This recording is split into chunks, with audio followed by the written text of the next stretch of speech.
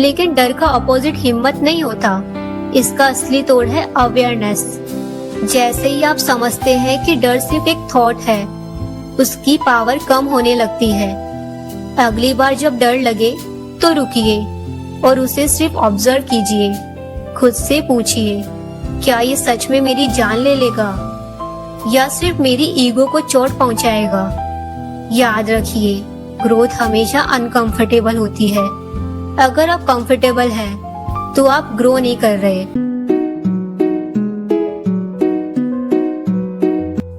Part 1 में हमने देखा कि कैसे हमारी वाइब्स हमारी रियलिटी बनाती है। तो सेल्फ लव हमारी जिंदगी का सबसे बड़ा फाउंडेशन है।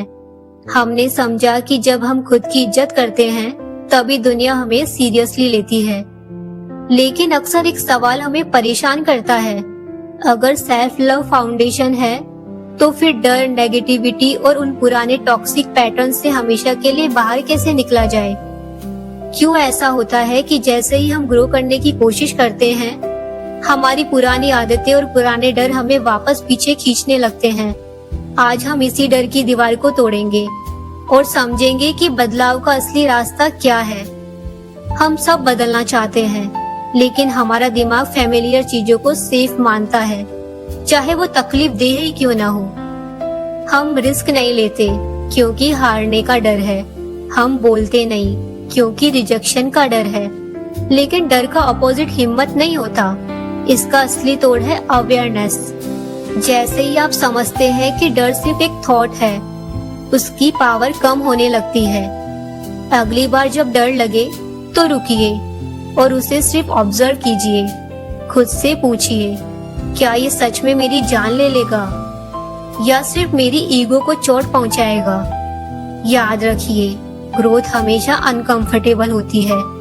अगर आप कंफर्टेबल हैं, तो आप ग्रो नहीं कर रहे। नेगेटिविटी बाहर से कम, हमारे अंदर से ज्यादा आती है, हमारे थॉट्स और हमारी अजम्पशन से। जिंदगी में दो लोग एक ही मुश्किल का सामना करते हैं, लेकिन उनका मीनिंग अलग होता है। अगर आप हर हार या धोखे को अपनी इंसल्ट मानेंगे, तो आप हमेशा इनसिक्योर रहेंगे। लेकिन अगर आप हर सेटबैक को एक लेसन मानेंगे, तो आप ताकतवर बनेंगे। जिंदगी में जो होता है, उसे हम हमेशा कंट्रोल नहीं कर सकते, लेकिन हम उस घटना को क्या मीनिंग देते हैं, यह हमारा फैसला है। चीजें नहीं बदलती, हमारा उन्हें देखने का पर्सपेक्टिव बदलता है। ओवर थिंकिंग, लोगों को खुश करना और खुद पर शक करना, ये सब पैटर्न्स हैं जो एडिक्टिव होते हैं। इन्हें तोड़ने के लिए हमें अवेयरनेस की जरूरत है। जब भी आप नेगेटिव स्पाइरल में जाएं, बस कह दें, यह मेरा पुराना पैटर्न है। सिर्फ यह पहचान लेना ही आधी जीत है।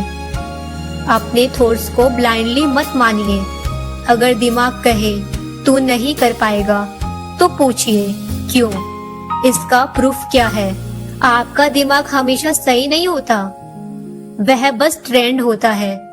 आप जिस माहौल में रहते हैं, वही आपकी आइडेंटिटी बनती है। अगर आप रोज कंप्लेंट सुनेंगे, तो आप शिकायत ही करते रहेंगे। इसलिए चुनिए कि आप क्या सुन रहे हैं और किसके साथ बैठ रहे हैं। बदलाव कोई एक दिन का मिरेकल नहीं है, यह साइलेंट होता है। धीरे धीरे आप रिएक्ट कम करेंगे, ब्लेम कम करेंगे और खुद से प्यार ज्यादा करेंगे। एक दिन आप पीछे मुड़कर देखेंगे और उस इंसान को देखकर हैरान होंगे जो हर छोटी बात पर टूट जाता था।